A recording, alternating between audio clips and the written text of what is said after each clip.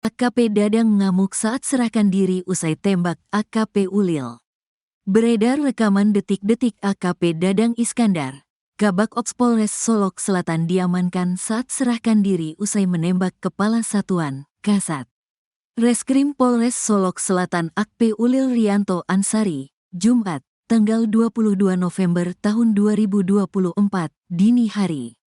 Dalam video yang dilansir dari akun @lambe_turah, Jumat, tanggal 22 November tahun 2024, terlihat AKP Dadang Iskandar sempat memarahi pria yang mendekatinya.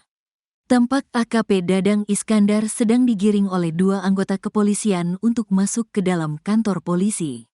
Sambil berteriak, AKP Dadang Iskandar mengaku ogah didekati. "Saya udah menyerah ini, mau apa kamu? Saya makan kau," kata AKP Dadang Iskandar. "Saya datang udah baik-baik," sambungnya sembari memelototi pria yang mengganggunya. Sementara, Kapolres Solok Selatan, AKBP Arif Mukti juga membenarkan pelaku sudah diamankan dan kini sedang diperiksa oleh Bid Propam Polda Sumbar. Saat ini pelaku masih dalam pemeriksaan di Polda Sumbar, katanya saat dihubungi tribunpadang.com, Jumat, tanggal 22 November tahun 2024. Kabak Ops Polres Solok Selatan, AKP Dadang Iskandar, penembak Kasat Reskrim AKP Ulil Rianto Ansari saat diperiksa di Mapolda Sumbar, Jumat, tanggal 22 November tahun 2024. Polres Solok Selatan _tribunpadang.com. Aksi polisi tembak polisi ini terjadi di Mapolres Solok Selatan yang berlokasi di Jorong Bukit Malintang Barat, Nagari Lubuk Gadang, Kecamatan Sangir, sekitar pukul 0.43 waktu Indonesia Barat, Jumat, tanggal 22 November tahun 2024. Adapun pemicu AKP Dadang tembak Kasat Reskrim Polres Solok Selatan diduga soal pelaku tambang ilegal ditangkap. Irjen Pol Suharyono membenarkan bahwa telah terjadi penembakan oleh seorang perwira kepada AKP Ulil Rianto Ansari, sehingga korban meninggal dunia.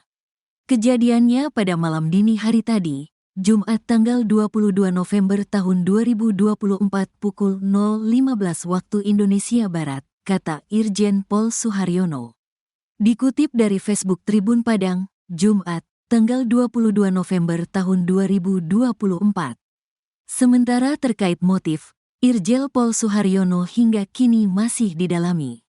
Sampai saat ini kita masih dalami apa yang menjadi motif. Kita belum bisa menginformasikan secara utuh, kecuali nanti setelah kita kumpulkan keterangan saksi dan juga tersangka, terangnya. Sementara pelaku, Polda Sumbar bakal menjatuhkan sanksi pemecatan terhadap Kabak Ops Polres Solok Selatan AKP Dadang. Pastinya tindakannya tegas. Dalam minggu ini kami upayakan sudah ada proses PTDH. Dalam minggu ini, setidak-tidaknya sampai 7 hari ke depan, tegasnya. Lebih lanjut, Suharyono menjelaskan sudah melaporkan peristiwa penembakan ini kepada pimpinan Polri.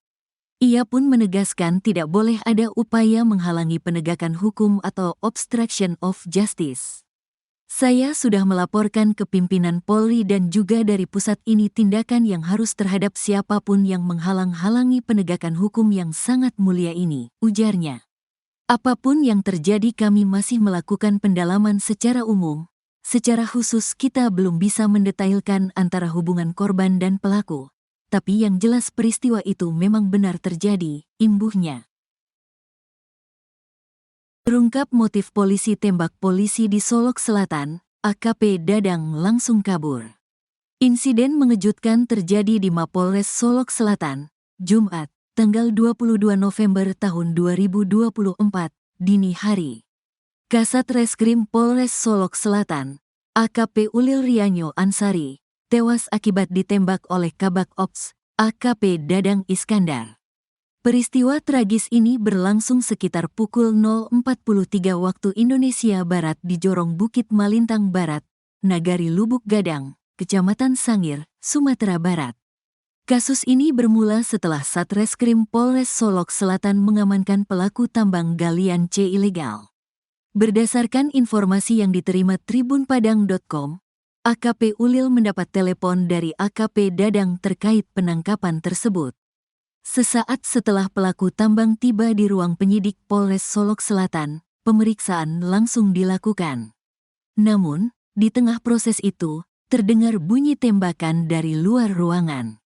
Ketika penyidik keluar untuk memeriksa, mereka menemukan AKP Ulil tergeletak dengan luka tembak di kepala.